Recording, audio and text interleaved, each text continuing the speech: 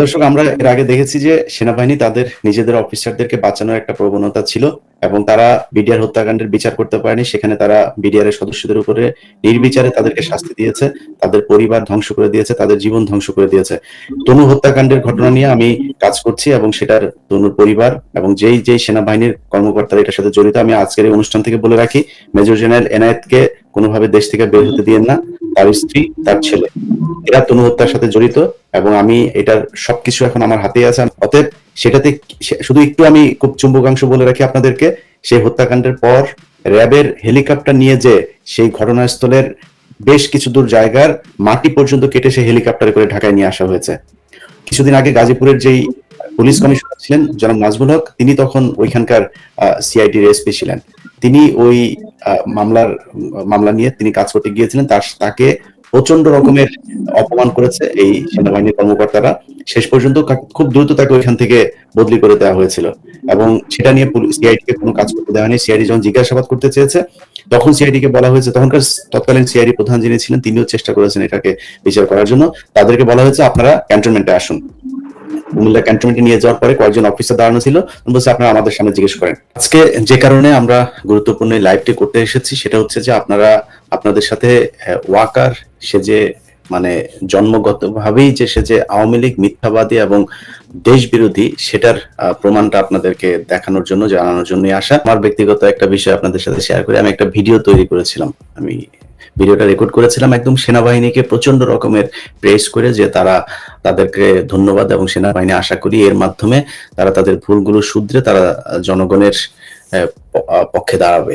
আমি সেই ভিডিওটা দেওয়ার আগেই এই ঘটনাগুলো যখন দেখলাম, এই ভিডিওটা আমি হোল্ড করেছে, এটা দেওয়ার মতো সময় বোধহয় এখনো আসে না। এখনো মনে হয় সেনাবাহিনীর বিরুদ্ধে আমাদেরকে কথা বলতে হবে। আপনি এটার সাথে সেই শুরু থেকেই আছেন খুনের এই বিষয়গুলোতে। আপনার কাছে কি মনে হয়, এটা নিয়ে কি তারা নতুন করে কোনো ষড়যন্ত্র করবার চেষ্টা করছে কিনা? বিসমিল্লাহির রহিম। ইলিয়াস ভাই, এখানে আসলে কোনো স্কোপ নয়। যখনই সেনাবাহিনী স্বীকার করছে আমার কাছে আছে, আমার হেফাজতে, তখন তাকে 24 ঘন্টার মধ্যে আদালতে হাজির করতে হবে।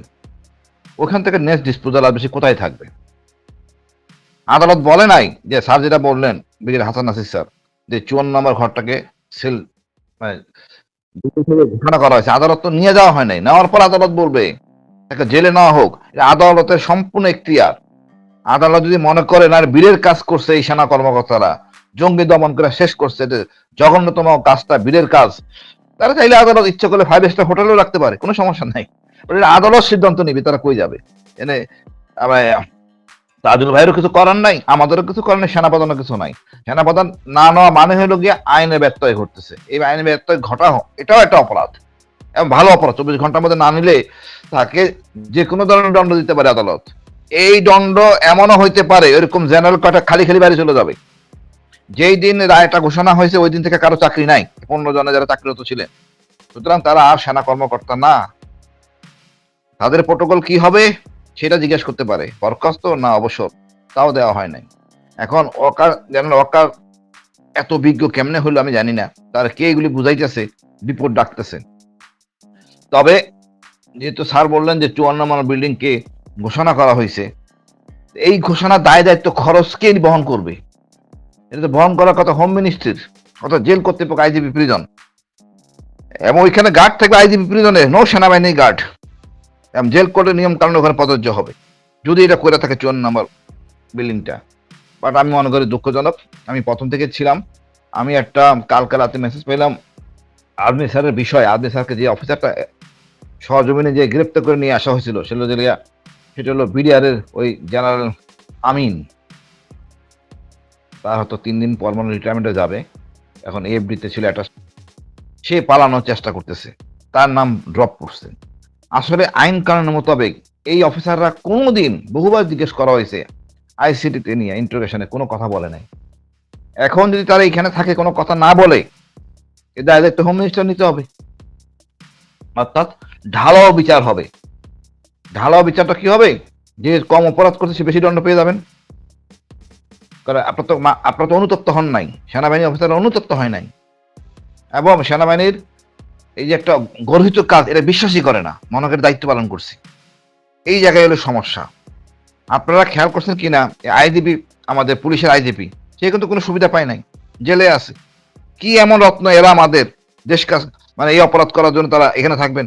তাদের অপরাধ ক্রাইম এগেন্স্ট হিউম্যানিটি, একটা হলো অপরাধ দেশের জন্য অপরাধ, যেটা হলো জেনারেল রেজাকুল হায়দার দেশের জন্য কাজ করতে দেয় অপরাধ যদি করে থাকে, মানে তাকে তো আমরা ছাড় দেয়নি। আর জেনারেল হারুন সেনাপ্রধান ছিলেন, ব্যক্তিগত অপরাধ। জেনারেল রেজাকুল হায়দারকে আমরা সুবিধা দিলাম না, এরা করছে দলের জন্য অপরাধ। ইলিয়াস ভাই, এরা করছে দলের জন্য জঘন্যতম অপরাধ। এই অপরাধের ধরনটা হলো গিয়ে মারাত্মক। এটা তো ইনে মিনে বলা কিছু নাই। তারপরে বলবো ইলিয়াস ভাই অপরাধ করছেন না জানি না বা না বুঝে, আদেশ পায় না করছে, আমরা আর্মির লোকরা আদেশ মানি, যাচাই করি না, কিন্তু আপনারা কি অনুতপ্ত না এখনো? এত কিছুর পরও কি আপনারা অনুতপ্ত না?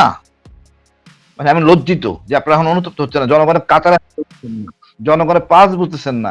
আপনি যদি এই ক্যান্টনমেন্টের ভিতরে রাখেন, ছাত্ররা যদি কালকে আন্দোলন শুরু করে, তখন তো হোম মিনিস্টারের টান পড়বে, তার পদত্যাগ চাই, তখন কই যাবে? এইগুলি বলার সিদ্ধান্ত নাই। হোম মিনিস্টার ওই গজের আদেশ করতে পারেন না, এটা অবৈধ আদেশ। এটা বিচারক বলবেন কোথায় থাকবে কি থাকবেন না, যদি কোনো সুবিধা দিতে হয়, অন্য কেউ না। এটা অ্যাবসলিউট বিচারক, এটা জুডিশিয়ালি ম্যাটার, এটা এক্সিকিউটিভ ব্রাঞ্চে মানে যারা ক্ষমতা প্রয়োগ করে তাদের ক্ষমতা না। যাই হোক ভাই, আমি মনে করি এটা আরো নেগেটিভ রিপারকেশন হবে। প্রতিদিনই এরকম চলবে সেনাবাহিনীর বিরুদ্ধে, সেনাবাহিনীকে জনগণের সামনাসামনি দাঁড় করে দিচ্ছে। আমার এত মনে খায়েশ কেন এদেরকে রাখার জন্য, আমি জানতে চাই ওয়াকারের কাছে। 7 খুনের আসামিদেরকে সঙ্গে সঙ্গে চাকরি থেকে বরখাস্ত করার পরে ওই নারায়ণগঞ্জের আদালতে গিয়ে হাজির করানো হয়েছে। 21শে আগস্টের মামলায় ব্রিগেডিয়ার রহিম সাহেব এবং general major general Razzakul Haider সাহেবকে পুলিশের হেফাজতে নিয়েছে। 10টা কষ্ট মামলায় একই রকমের কার্য করা হয়েছে। এই ক্ষেত্রে যাদেরকে সেনা হেফাজতে নেওয়া হয়েছে তাদেরকে কিন্তু সঙ্গে সঙ্গেই এই আন্তর্জাতিক অপরাধ ট্রাইব্যুনালে হাজির করে আন্তর্জাতিক অপরাধ ট্রাইব্যুনাল মানবতা বিরোধী অপরাধের জন্য যে আদেশ প্রদান করতেন, অন্যান্য আসামিদেরকে যেরকম করেছে আগে, যেমন সালাউদ্দিন কাদের চৌধুরী সাহেবকে নিয়ে এসে অন্য মামলায় সুনারেশ করে এই ট্রাইব্যুনালে নিয়ে আসছেন। নিয়ে আসার পরে ট্রাইব্যুনাল তাদেরকে ডিটেনশন দিয়ে জেল হাজতে পাঠিয়েছে। এখন আপনি দেখুন, আমাদের former chief justice former chief justice হলো না খারুল হক সাহেবকে জেলখানায় রেখেছে, ফরমার আইজিপি কে জেলখানায় রেখেছে। তো ওনারা আজকে একজনে একটা ফেসবুকে কমেন্ট করেছে যে ওনারা কোথার নন্দদুলাল, যে ওনাদেরকে একটা সেনা হেফাজতে রেখে এখন বিভিন্ন রকমের প্রোটেকশন দেওয়ার চেষ্টা হচ্ছে। সেটা এই ফেসবুক ঘাটলে আজকে অনেকেই একই রকম মন্তব্য করেছে। যে আমি আইনজীবী হিসেবে বলবো যে ওনাদেরকে সেনা হেফাজতে নেওয়ার সঙ্গে সঙ্গেই আন্তর্জাতিক অপরাধ ট্রাইব্যুনালে যেখান থেকে ওনাদের বিরুদ্ধে ওয়ারেন্ট দেওয়া হয়েছে সেইখানে সুপর্দ করা উচিত ছিল। আমাদের বিচারক যদি এখন ডেকে এডজুটেন্ট জেনারেল বা সেনাপ্রধান, আপনি মনে আছে কিনা বিএনপির সময় আইজিপি কে ফাইন করা হয়েছিল মাত্র 2000 টাকা, চাকরি চলে গেছে, এখন তাদের সেই অবস্থা যাচ্ছে। এটা এমন কিছু হইয়া জানে রত্নরা, তাদেরকে সেপারেট দিতে হবে, they has to follow the normal rule. আমার মনে আছে শহীদুল হক, ওই আইজিপি সাহেবের নাম ছিল শহীদুল হক, ওই পর্যায়ে যাচ্ছেন ওনারা বিচারকের হাত কত লম্বা, চেয়ার পান নাই। খালেদা জিয়া হাসিনার ব্যাপারে এটা সেপারেট কেস, ইনারা এই ট্রিটমেন্ট পাবেন নাকি দেশের জন্য করছেন না দলের জন্য করছেন, আর কি কাজটা করছেন? জঘন্যতম মানবিক অপরাধ। তো ওয়াকার সাহেবের গায়ে রক্ত এতদিন মনে করতাম সহজ সরল, সারা অঙ্গে উনি আওয়ামী লীগ। এই যে কটা জেনারেল তার সাথে জড়িত সব কটাকে বাড়ি পাঠাইতে হবে, এ রাখা যাবে না। এদের দিয়ে নির্বাচন করা যাবে না, পরিষ্কার সব কথা। এদের দিয়া ইলিয়াস ভাই নির্বাচন করানো যাবে না, এরা দুষ্ট এবং এরা মানে অপরাধী। সুতরাং এদেরকে দিয়ে আমরা নির্বাচন করতে পারি না এবং এর দেশের জন্য ক্ষতি হবে। স্বরাষ্ট্র উপদেষ্টা বিতর্কিত হলেন যদি করে থাকেন কাজটা। জেনারেল ওয়াকার বলেছিল যে ডক্টর ইউনূসকে সে বুকে পাথর বেঁধে মেনে নিয়েছে। আমার মনে হচ্ছে আমার বুকটাই পাথর হয়ে গেছে, আমার বুকে পাথর আর বাধা লাগে নাই। গত কয়দিন ধরে বা গত 1 বছর 2 মাস ধরে যে কার্যক্রমগুলো হচ্ছে, আমার নিজের বাহিনী, যে বাহিনীতে আমি সসম্মানে চাকরি করে এসেছি, হাসিন যে অবদান এই বাহিনীতে রেখে এসছে, শুধু এই বাহিনী না, পুলিশ, র্যাব সবখানেই আমরা যেভাবে দেখছি বাহিনীর অধপতন প্রতিটা ক্ষেত্রে, গত আগস্টের সেই সময়কার দাবি যদি জেনারেল ওয়াকার মেনে নিত, আজকে সশস্ত্র বাহিনী বা সেনাবাহিনীকে এইরকম লজ্জাজনক পরিস্থিতি ফেস করতে হতো না। কিন্তু সেনাবাহিনী প্রধান এবং তার সাঙ্গপাঙ্গ, যেহেতু তারা আমাদেরকে তাদের শুভাকাঙ্ক্ষী মনে করে নাই, তারা তাদের পূর্বতন যারা মাস্টার ছিল, পলিটিক্যাল মাস্টার, তাদের অ্যাডভাইসে তারা চলছে, এবং তাদের যারা লেসপেন্সার এখনো সরকারে আছে তাদের কথা মতো চলে কিন্তু আজকে তার এই অবস্থা। এবং সশস্ত্র বাহিনীকে একটা জনগণের সাথে 18 কোটি জনগণের সাথে একটা বাহিনীকে কিন্তু আলাদা করে দাঁড় করেছে। এই যে আলাপগুলো অলরেডি হয়েছে সেটা কিন্তু যথেষ্ট, যে যেখানে একজন প্রধান বিচারপতি তার সিরিয়াল ওয়ারেন্ট অফ প্রেসিডেন্সের সে 4 নম্বরে, আর একটা কর্নেল কোথায় সে, and he is not a colonel now, he is dismissed colonel. Warrant issue হওয়ার সাথে সাথে কিন্তু যখনই শোন অ্যারেস্ট সাথে সাথে হি ইজ ডিসমিসড।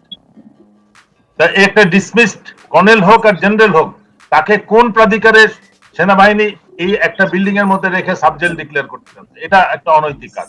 এটা যদি এফজিসিএম কোর্ট মার্শাল হতো, যে সেনা কোর্টে বিচার হচ্ছে, তাদেরকে জেলে হস্তান্তর করা হয় না। সেনাবাহিনীর ভিতরে একটা স্থানকে, যদি এটা অ্যাক্টের আওতায় বিচার হতো, সেই ক্ষেত্রে ক্যান্টনমেন্টের ভিতরে এটা রাখা হয়, তাদেরকে কখনো সিভিল কাস্টডিতে রাখা হয় না। বাট এটা যেহেতু মানবতার বিরুদ্ধে অপরাধ এবং ইন্টারন্যাশনাল ক্রাইমস ট্রাইব্যুনাল কোর্টের ওয়ারেন্ট, এটা কিন্তু আদালত ডিক্লেয়ার করছে, এটা কিন্তু চিফ প্রসিকিউটর তার আদেশ না। আদালতের ডিক্লেয়ার্ড আদেশের পরিপ্রেক্ষিতে সেনাবাহিনী নিশ্চিত করেছে যে তারা অ্যারেস্ট করছে 15 জনকে, এবং আদালতের আইন অনুযায়ী, দেশের আইন অনুযায়ী, যেটা সবাই অলরেডি বলেছেন, 24 ঘন্টার মধ্যে পুলিশ কাস্টডিতে তাদেরকে হ্যান্ড ওভার করতে হবে। বাট আমার যেটা মনে হচ্ছে, হোম মিনিস্ট্রি স্বতঃস্ফূর্ত হয়ে সাবজেল ডিক্লেয়ার করছে আর্মির দ্বারা ইনফ্লুয়েন্স হয়ে কিনা, এটা যাচাই করার বিষয়। এটা নিঃসন্দেহে উনি যেহেতু প্রাক্তন সেনা কর্মকর্তা, সেই হিসেবে উনি করেছেন কিনা, আদালতের এই ব্যাপারে কোনো আদেশ আছে কিনা আমরা কিন্তু জানি না। তাহলে আদালতে তারা রিপোর্ট করার পরে তারা কোথায় থাকবে এবং সেটাকে সাবজেল করা হবে না জেলের ভিতরে রাখা হবে, এটা তো আদালতের কোর্টের মধ্যে ডিসিশনটা হবে। কোন পরিপ্রেক্ষিতে এটা হলো, এটা নিশ্চয়ই এটা আমাদের জনগণের জানার অধিকার আছে। আমরা কিন্তু এই দাবিটা করতে চাই জনগণ, আমি কিন্তু জনগণ হিসেবে জানতে চাচ্ছি, একজন ন্যায় বিচার প্রার্থী বাংলাদেশের নাগরিক প্রসঙ্গে আমি একটু বলি। একজন আসামি যখন আদালতের আওতাধীন থাকবে, তার ওয়েলফেয়ার, মানে ওয়েলফেয়ার বলতে তার যদি কোনো চিকিৎসা লাগে, তার অন্যান্য যদি কোনো অসুবিধা হয়, পরিবারের সঙ্গে দেখা করা ইত্যাদি, জেল কোডে যেরকমের আছে, সেই অনুসারে আদালত আদেশ করতে পারবেন। যেমন আপনাদের মনে থাকবে নিশ্চয়ই 2007-8 সালে ম্যাডাম খালেদা জিয়াকে, ভাই তারা তো এখনো কোর্টে রিপোর্ট করে নাই, ওই পর্যায়টা আসবে তো কোর্টে। আমি আপনার সঙ্গে একমত হই, সে কথাটা বলছি যে তাদের ওয়েলফেয়ারটা আদালত লুক আফটার করবে। এটা হোম মিনিস্ট্রির বিষয় আপাতত নয়, কারণ তারা তো এখন আদালতের কাঠগড়া পেরিয়ে, চৌকাট পেরিয়ে আদালতের মধ্যে আসে নাই তো এখন পর্যন্ত। কাজে তাদের ওয়েলফেয়ারটা কে দেখাশোনা? থ্যাংক ইউ, এইটা হলো আমার পয়েন্ট। আমার হলো স্ট্রিক্ট কথা যে একজন, তারা যখন এক ওয়ারেন্ট হয়েছে, তাদেরকে ওই আদালতে সুপর্দ করে আদালতের কাছে বলতে হবে যে আমরা ওনাদেরকে হসপিটালে রাখতে চাই, পিজি হাসপাতালে রাখতে চাই, ইত্যাদি ইত্যাদি, অন্য যেরকম ব্যবস্থা আছে সেইটা করতে হবে। কিন্তু ইন্টারকন্টিনেন্টালে রাখতে চাই, সেটা না, সেটা অন্য জিনিস। পিজি হাসপাতালে ভালো থাকার ব্যবস্থাও আছে, সেটাও হইতে পারে হয়তো। ইন্ডিয়া নিয়ে রাখুক, সমস্যা কোথায়? যদি দেলোয়ার হোসেন সাইদি সাহেব যখন অসুস্থ হয়ে পড়লেন, তখন এই আন্তর্জাতিক অপরাধ ট্রাইব্যুনালের জজ সাহেবরাই এত হস্টাইল থাকার পরেও ওনাকে কিন্তু বার্ডেনে চিকিৎসা ব্যবস্থা করে দিয়েছিলেন সে সময়। কাজে ওয়েলফেয়ারটা আদালতের উপরে নির্ভর করবে। যেমন আমি যখন অ্যারেস্ট হলাম, আমাকে আদালত ইচ্ছা করে ডিভিশন দিয়ে দিয়েছে, কাজে আমার 4 বছর আদালতে থাকাটা একটু মোটামুটি কম্পারেটিভলি বেটার ছিলাম আর কি।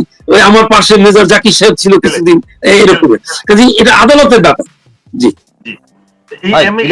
আমি বলতে চাচ্ছি এই ঘটনার যেটা ঘটছে, এটা যদি হোম মিনিস্ট্রি স্বতঃস্ফূর্ত ভাবে করে থাকে, সেনাবাহিনীর ইনফ্লুয়েন্সে যদি করে থাকে, অবশ্যই এটা আইনের বরখেলাপ। না, আমি একটু ইংরেজ ভাইকে অনুরোধ করব যে হোম মিনিস্ট্রি যে যদি এরকম একটা প্রজ্ঞাপন জারি করে থাকে, তাহলে কার আবেদনে জারি করলেন সেটা আপনি একটু খুঁটিনাটি দেখতে পারবেন, যেটা আমাদের পক্ষে সম্ভব না। কারণ আপনি দেখি অনেক সুন্দর সুন্দর জিনিস বের করে নিয়ে আসেন, যেটা আপনি তো আইএসপিআর যেটা বললো যে তাদেরকে সেনা হেফাজতে নেওয়া হয়েছে, মানে সেনা হেফাজতে নেওয়া হয়েছে, তো মানে সেনাবাহিনী তো তাদের বিরুদ্ধে মানে সুমোটো কোনো কিছু তো করে নাই। সেটা যেহেতু করে নাই, তাহলে কাদের জন্য ধরলো? যাদের জন্য ধরলো সেই সংস্থাকে এখন পর্যন্ত ইনফর্ম করা হয় নাই, জানেন না। পৌঁছাতে হবে তো, আসামিরা সেখানে পৌঁছালে না বোঝা যাবে যে তারা। ইলিয়াস ভাই এখানে ইনফর্ম করা কিছু নাই, ধরবে 24 ঘন্টার মধ্যে আদালতে নিতে হবে। এখানে আসামি পক্ষে আইনজীবী থাকবে, সে বলবে ভাই আমার লোকজন অসুস্থ স্যার, এরা দেন, জামিনে রাখেন, এটা হলো নিয়োগ ওখানে করতে মারামারি পারবে। হবে, তাজুল ভাইয়ের পার্টি আর এই আমাদের আর্মি অফিসারদের পার্টি, ওইখানে সিদ্ধান্ত হবে কি হবে কি হবে না, মাঝখান দিয়ে অন্য কারো সিদ্ধান্ত করার ক্ষমতা নাই। এই এটা আমি আদালতের আমি আইন। আমি বলি, ধরেন আপনি তো এটা আইনের কথা বললেন, মানে আইএসপিআর বা সেনাবাহিনী তো কোনো মানে আইন প্রয়োগকারী সংস্থা না, তাই না? এরা তো আমাদের আইন প্রয়োগকারী সংস্থা না। আচ্ছা, এখন আইএসপিআর যখন বললো যে আমি একজন আসামিকে ধরেছি, আপনি বললেন আমি ধরেছি, যেই সংস্থার ধরার কথা তাদের কাছে আপনি জানান নাই, তাদেরকে কিচ্ছু বলেন, এটা হচ্ছে একটা জাস্ট জাতিকে আইওয়াশ করা যে এদেরকে আমরা এই করা হয়েছে, এটা এটা নাথিং এলস। আপনি যদি নাকি ধরে থাকেন তাহলে তাকে তো জানাইতে হবে অ্যাটলিস্ট, যখন জানাবেন তখন সেটা আমি প্রসিডিউরের ভেতরে ঢুকলাম যে ওকে ঠিক আছে এখন আপনাকে 24 ঘন্টার মধ্যে আসতে হবে। আইএসপিআর বললো যে আমরা তাদেরকে হেফাজতে নিতে, আইএসপিআর কে? না, আইএসপিআর সেটা বলার কেউ না। আইএসপিআর নিজস্ব কোনো বিষয় যদি তারা বক্তব্য দিতে সেটা দিতেই পারে, কিন্তু আমি মনে করি যে আইনগতভাবে তারা এখানে ফাঁক রেখেছে, যেটা আমরা বলছি যে কন্টেম্প্ট অফ কোর্ট বা এই ধরনের কোনো কিছুতেও যেতে চাই, সেই ক্ষেত্রে আমাদেরকে মানে জানতে হবে যে এই আসামিগুলো আসলেই কোন সংস্থা আটক করেছে, আসলে এখন পর্যন্ত তারা আটক হয়নি। এবং আমি খুব বেশি সারপ্রাইজ হব না যদি নাকি তাদেরকে 2 দিন পরে আইএসপিআর ফোন করে বলে যে আমরা তাদের এখানে রেখেছিলাম, ক্যান্টনমেন্টে ক্যান্টনমেন্ট থেকে তারা মাটি খুঁড়ে তারপর ভিতর দিয়ে কোথাও চলে গেছে, এটা বললে খুব হাসাহাসির কিছু থাকবে না এখানে। তাহলে মানে আমি একটা জিনিস সবসময় একটু আশ্চর্য হই যে মানে আইন মানতে সমস্যা কোথায়? তারা যারা অপরাধ করেছে বলে অভিযোগ আসছে তাদের আপনারা যদি হেফাজতে নিয়ে থাকেন তাহলে তাজুল সাহেবকে ফোন করে বললে হয় যে আমরা ওনাদেরকে হেফাজতে নিয়েছি, আপনার আদালতে কালকে আমরা ওনাদেরকে সুপুর্দ করব, যাতে চৌকাট পেরিয়ে আদালতের মধ্যে ওনারা আসতে পারেন। তারপর আদালত সিদ্ধান্ত নেবে যে ওনারা কোথায় থাকবেন। এরপরে যদি কোনো তরফ থেকে একটা দরখাস্ত আসে ঠিক আছে ওনাদেরকে অমুক জায়গায় রাখা হোক এবং সাবজেল ডিক্লেয়ার করা হোক, সেটা আদালত সিদ্ধান্ত নেবে। কিন্তু মানে আইন না মানার প্রবণতাটা যে একটু বেশি মাত্রায় গিয়েছে, সেটা শেখ হাসিনার জমানার মতোই তো মনে হচ্ছে, ওনারা যা খুশি তাই করতে পারেন। সেটা আমার মনে হয় আইনের নিয়মের মধ্যে আনা উচিত, এটা আমার একটা অভিমত।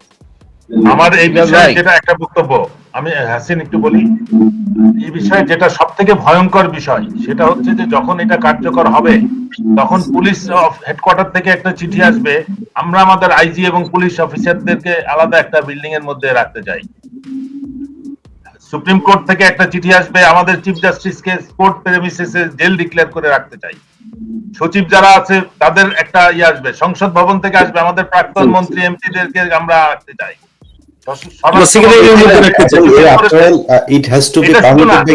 আগামীতে আপনি ওই রংপুর বা ভুরুঙ্গামারি ওখানকার একটা নেতা, রাজনৈতিক নেতাকে অ্যারেস্ট করবেন, সেও তাকে ধরে রেখে বলবে যে আমরা এইখানে তারা রেখে সাবজেক্ট ডিক্লেয়ার করেন, আপনার তার আবেদন জানাইতেই পারে, বাট কোর্টের পারমিশন তো এটা পারমিট করতে হবে, করতে অ্যালাউ করতে হবে। এটা একটা ভয়ঙ্কর প্যান্ডোরা বক্স খুলে যাবে।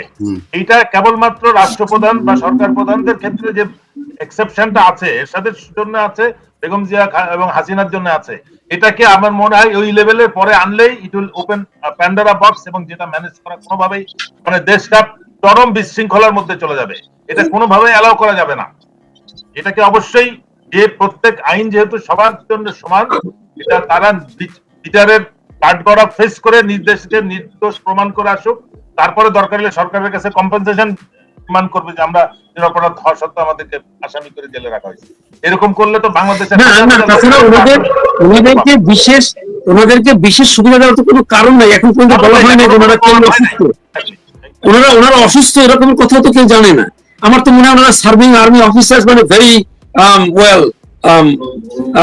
ওইটা তো আলাদা কথা, বাট কোর্টে রিপোর্ট করার আগে, আসামিদেরকে কোর্টে প্রডিউস করার আগে কি করে সাবজেক্ট ডিক্লেয়ার হলো, সেটা হচ্ছে সবথেকে বড়। রাইট, এটা ইলিয়াস ভাই খুঁটিয়ে বের করতে পারবেন। আমি এটা দৃঢ় বিশ্বাস করি। এটা বের করার কিছু নাই ভাই, এটা অনুসন্ধান করার কিছু নাই। না, এটা হোম মিনিস্ট্রিকে বলতে হবে।